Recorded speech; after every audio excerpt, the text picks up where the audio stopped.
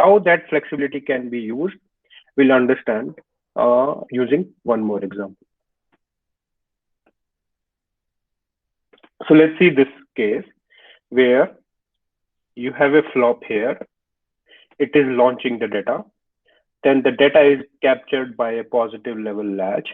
And then there is another flop in the fan out. So let's first see the case where basically your disk delay LD is less and data actually arrives before the clock edge.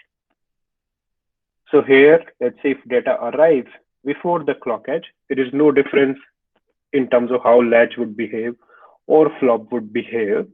And you will latch will open and capture the data at the clock edge, and it will capture the data, and next cycle of the clock will be used for the logic next. So for this data will be captured here, and then next full cycle will be used for the next flop.